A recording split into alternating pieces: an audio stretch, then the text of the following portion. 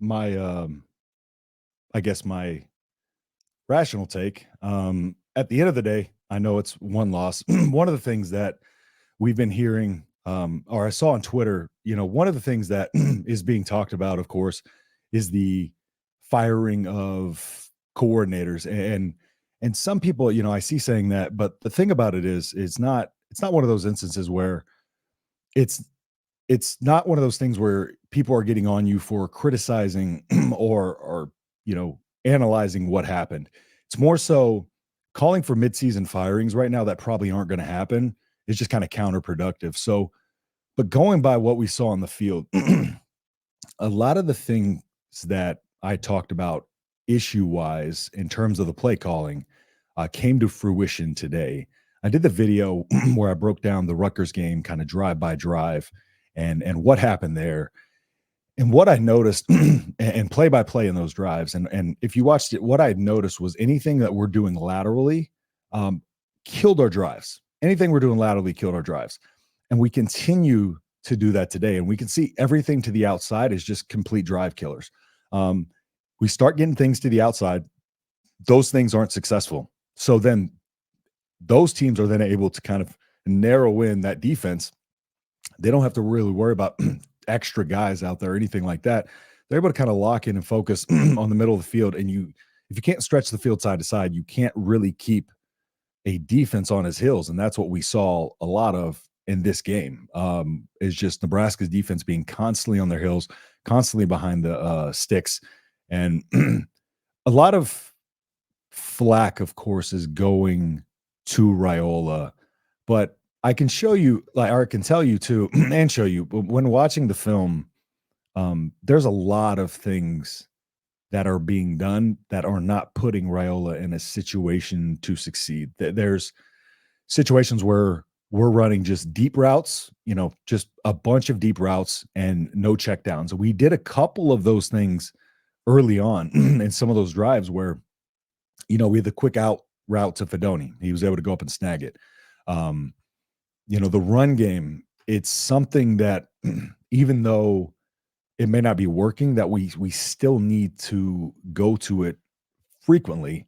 Illinois did that. In the Illinois game, they averaged under 3 yards per carry, right? But they were getting a few chunk plays in the second half with their run game. And that's kind of all you need. You just need to stick with the game plan. But right now, there doesn't seem to be much of a game plan. It's just kind of, we're going to go through this game. We're going to coach it the same way throughout, and it's the adjustments aren't being made. And what Kurt Signetti did today is he coached a masterclass, right? He when Rourke, when they attack the sidelines, those are such tough plays because even when Nebraska had good blanketed coverage, it's still Rourke put it in a place where his receivers can go up and get it. And you can see that connection that they have with them, right? They have playmakers on the outside. Nebraska lacks a lot of ability to separate with the wide receivers. And so some of these throws that Raiola's making that, are batted away or, kind of fall in no man's land, those are plays that are covered. And in the Purdue game, there was a situation where they actually had the play, they had a couple routes to the right side. They had 3 routes, 2 routes to the left, 3 routes to the right. But the 2 routes on the left were stacked, and it was a high-low look, but they're just right together. And so they had one safety right here, or one corner, that all he had to do was he hung out there, right? And then he's got both of those plays covered because there's 2 wide receivers ending up in the same spot. That right there immediately takes a defender that you could be getting utilized on that side of the field, take it away from the other side of the field. It's small details, it's advantages. Sometimes one player of an advantage makes the difference, right? And that's what Indiana was doing a good job of, is they were doing a good job of just, taking what the defense gave, filling that void, and then that would set up those deep passes. And that's kind of what their identity has been this entire offseason, is attack the middle of the field, especially to the underneath, attack the middle of the field. And, when you do that, good things are going to happen because then that sets everything else up. So it's a high-low look where they're going to, they're going to come down. And once you do that, it's going to go right over the top. Now, the tweet that I posted yesterday, and it was a question about what does Nebraska have to do to win this game? And the biggest thing that I said, and what I didn't see people saying was stop Indiana's run game, because we talk about the gaudy passing numbers, but if we look at our own offense, one of the critiques that we're giving our offense is that we're not running the ball, so we're not able to pass the ball. Well, Indiana has had 23 before this game, 23 of their 37 touchdowns, I think it was, came on the ground. And their leading rusher averaged over 6.4 yards per carry. And so it was no small feat that they had in the running game. It was just the passing game was explosive, so it was getting all the attention. Because I heard a lot of people talking about, getting pressure on Rourke. Well, the thing about Rourke is he gets the ball out of his hands quickly and he throws well under pressure. Just trying to pin your ears back and sending bodies at a quarterback that gets the ball out of his hands quickly is not going to work, just because as soon as he finds out where their blitzer is coming from, he's immediately going to identify the part of the field that's going to be open, because that defender that's supposed to be there is not going to be there. If they got a quick route going to that part of the field, dump it off. And it's that simple. Where it starts is stopping the run game. When you stop the run game and you force them into passing, that's when your pass rush can eat, right?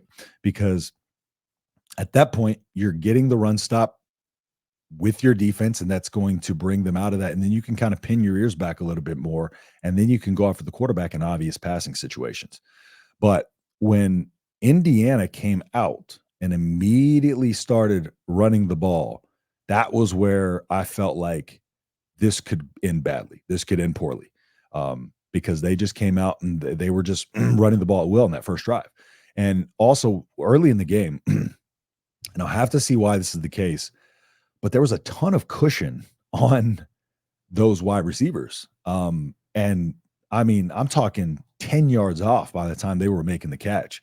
And that's 6, 7, 8 yards easy right there. They're in a third and short, fourth and short, which we saw both, became to the detriment of Nebraska. But this is what we call an efficient offense versus an inefficient offense. And I am, coming off the bye week, one of the things that I hoped is that at least they would kind of simplify the game plan a little bit. I think sometimes, when you're in a situation where you got 14 points against Rutgers and you come out with 7 points against Indiana, there has to be something in there that needs to be simplified, because what we're doing right now is not working. It's not efficient. It's not effective. So if it's not efficient, it's not effective, then that means you're probably going to need to simplify it and do things that you're doing to do well, and then kind of bring those things off of it. But it seems like there's no safety net that this team turns to when they need to get the ball moving, when they need to get a drive going. It's kind of all or nothing. I feel like, again, it's just all or nothing on our way down the field. When we're in 4-down territory, that's another thing. 4-down territory, the play calling is completely backwards. We get into that 4th and goal towards the end of the game. That 4th and goal, I forget what the first down play was. I think it was a run. And then you come out and you throw, what was it, a fade to Banks. And then you come out and you run the ball, and then you get sacked. The way that should have went, right? That's not 4-down territory, playing for 4-down territory, because each time you're throwing to the end zone, right? If you are 8 yards out of the end zone, you still can take what the defense gives you. It's not all or nothing there either. Take the yards that you can get. Do a dump down. Do something to get some yards. Stop throwing to the end zone every play. And then when you're not, just running the ball when it's not working. That gave them the ability then, because, first and second down were a wash. You come in on third down and you run the ball. That's not going to catch them off guard. They just stop the run. And then you come back in an obvious passing down and then your quarterback takes an unnecessary hit. It's the devil's in the details, right? It's simple execution that's just not happening right now, and it's especially out of the bye week. That's completely uncalled for. You have your first drive of the game coming off of a bye week. You can't score. That's very, very frustrating because that should be the one that they do score. Now, looking at, kind of I guess, let me get through some of your comments here. And I pulled this up on a different, I pulled this up on Firefox and not my Voice of College Football StreamYard. So I'm going to continue. I'm just going to call out your comments here since I can't pull them up right now, why he's fixing that. So let's see. Signetti has Indiana looking awesome and has turned the program around. And that's one thing I do want to say. If any Indiana fans here, I do say that I 100% was wrong about that team, right? And it's not like necessarily that I didn't think Indiana was good. It was just I had questions just because which I think were fair because of their strength of schedule thus far. And although they handle business, right, it's just one of those things that's going to be brought up. And so when they got the opportunity to come out here, and that team was locked in and focused from the opening whistle. Nebraska wasn't. I mean, it was out of the gates mistakes, and I think we kind of had a bad feeling from that point on. Now, let me see here. Here I'm fine. Oh yeah, it was earlier. Huskers fans are embarrassing today. Yeah, it's just, and one of the things that I that I kind of think about during these games, right, is, or what I think some of the fans think about a little too much is that gets, fans emotional. I think fans are a little too concerned about everything that's happening in the national media conversation or other fans talking trash to our fans, and it adds that little extra of emotion, like, I'm so tired of this feeling. But that's where I think a lot of this emotion comes from. And the sooner that you kind of don't worry about that stuff and understand the national conversation doesn't matter right now, right? Like, this is not a team that was expected to go to the playoff this year. It's not a team that was expected to compete for a national championship this year. So at that point, the national media is going to jump on and off board with you so fast, right? We've already seen it this season. So sitting there and kind of relying on like that is one thing, and I think that's going to get you emotional because then you're worried about what everybody's saying about it, what the responses and all this other stuff. But at the end of the day, you just got to reset, turn the page, and get to the analysis part of this and find out what went wrong. And I think that's the biggest key to kind of handling that emotion during some of these losses. So props to Indiana taking it to us, got out coached again. Absolutely. Yeah, 100%. Nebraska is embarrassing. Raul would be gone. I don't think that's the case at all. Props to Indiana. Nebraska did everything they've done offensively before. Again, yeah, exactly. It was kind of a repeat story. Sad is so tricky. He doesn't even know what he calls. Half the time, I feel like that may be the case. Or that, like, he's just kind of like throwing a dartboard at the play sheet. It's like, all right, we're rolling with this.